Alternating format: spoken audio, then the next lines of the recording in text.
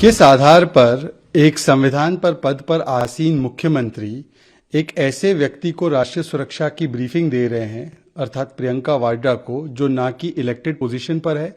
ना कि वो संवैधानिक पद पर है, ना कि वो कांग्रेस पार्टी की अध्यक्षा है, ना कि वो जनरल सेक्रेटरी इंचार्ज पंजाब है, वो महज एक जनरल सेक्रेटरी उत्तर प्रदेश के मामलों से जुड़ी हुई है। तो किस आधार पर ये ब्रीफिंग उनको राष्ट्रीय सुरक्षा के मामलों पर दी जा रही है? ये संविधान के तमाम मर्यादाओं का उल्लंघन है, ये ओथ ऑफ सीक्रेसी जो चन्नी जी ने ली है उसका उल्लंघन है, ये उल्लंघन है कि आज सुप्रीम कोर्ट जब इस पूरे मामले की निगरानी कर रहा है तब आप ऑफिशियल एजेंसीज और ऑफिशियल इंक्वायरी को बताने के बदले पारिवारिक पद पर आसीन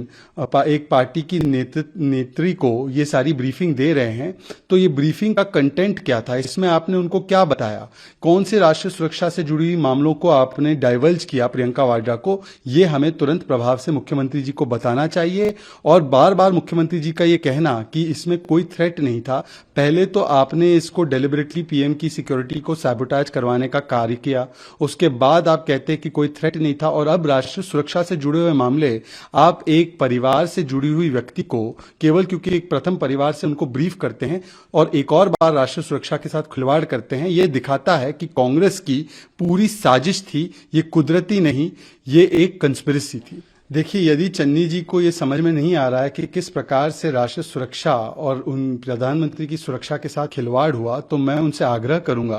कि वो फोन नंबर ले ले मनीष तिवारी जी का, जो सांसद है पंजाब से कांग्रेस पार्टी के, और उनको फोन करके पूछ ले, क्योंकि उन्होंने समझाया है कैसे अगर इंडिया पाकिस्तान के बॉर्डर के 15 किलोमीटर दूर प्रधानमंत्री को 20 मिनट तक एक सिटिंग डक की तरह बनाया जाता है, तो पाकिस्तान या कोई भी एंटी नेशनल फोर्सेस किस प्रकार से उसका फायदा उठा सकती है। अगर उन्हें यकीन नहीं है किस प्रकार का थ्रेट है, तो वो सुनील जाखड़ जी का फोन नंबर ले ले और उनसे बात कर ले, क्योंकि वो उनको समझा सकते हैं। और अगर उनको फिर भी भरोसा नहीं है, तो सुप्रीम कोर्ट ने जिस मामले को तुरंत प्रभाव से अपने संज्ञान में लिया है, तो क्या अगर सुप्रीम कोर्ट ने इसको लिया है, इसका मतलब ये नहीं है कि सच में उस मामले में राष्ट्रीय सुरक्षा को लेकर बहुत बड़ी चूक और बहुत बड़ी एक गलती की गई थी। अपनी गलती मानने के बदले बार बार इस पर लीपापोती करने के लिए मुख्यमंत्री ये बयान दे रहे हैं, और सारे वीडियोस भी सामने आ चुके हैं, सारे तथ्य सामने आ चुके हैं कि किस प्रकार से रूट जिसको सैनिटाइज पंजाब पुलिस को करना था उन्होंने नहीं किया, और उल्टा उस रूट को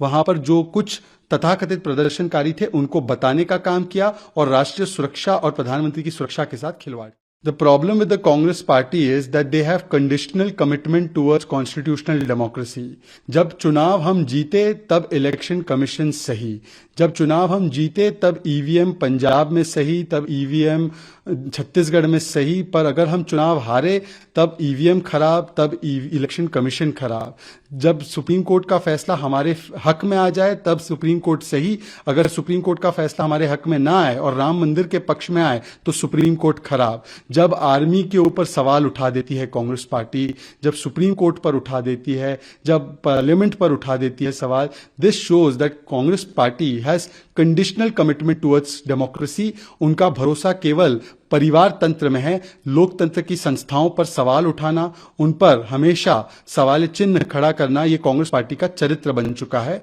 ये कांग्रेस पार्टी का असली चेहरा है। देखिए, लोकतंत्र का सबसे बड़ा पर्व चुनाव होता है। कल चुनावों की तारीखों की घोषणा के बाद चुनाव आयोग का स्वागत करने के बदले, चुनाव आयोग का धन्यवाद करने के बदले किस प्रकार से कुछ राजनीतिक दल चुनाव आयोग की निष्पक्षता पर सवाल खड़े कर रहे हैं और बहाने बनाना शुरू कर दिया है, ये क्योंकि उनको हार नजर आ रही है। और लोग तो कह ही रहे हैं कि 10 मार्च भाजपा सरकार,